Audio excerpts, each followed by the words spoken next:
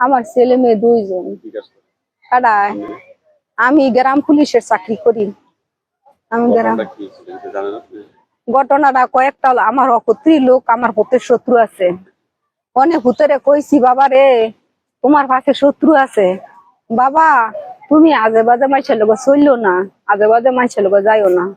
আমার ভূতে কম বয়স না, আমার ভূতে বুঝে নাই। আমার ভূতে কয় মা আমার লোক শুধু তা কেরবো, আমি শুধু তা কেরমু, আমি কিছু ক্ষতি করি। আমি কই বাবা ক্ষতি করন লাগে না, অনকের যে এই যুগ জবানা পড়ছে বাবা বালা বালা মানুষ মাইরা লাই, বাবা ক্ষতি করন লাগে না, বাবা তোমারে মাইরা লাইবো, বাবা তোমারে মারলে আমি কেমনে জীবনে বাঁচু। ইয়া করে রাইতে আমার ভূতে মোবাইল সুবাইল সব আমার কাছে দিয়ে লাইছে।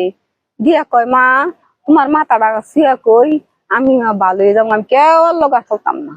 সেই জায়গার মধ্যে কালকা 2 দিন রাইতার দিনে, বৃহস্পতিবার রাইতার দিনে আমার ভূতে ঘর তলরে নাই।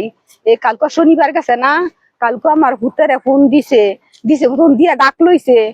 ডাক আমার ভূতে বাড়ি হয়েছে, আমি ভূতের না করি বাবা বাড়িস না বাবা, যাইস না বাবা যাইস না। তো আমার ভূতে আই করছে করে আমার ভূতের বিচার পাচ্ছি, আমার ভূতের আর হয় না। আমি তো আর জানি না এই জায়গার তাই না আমার ভূতের মাইরা লাগবো।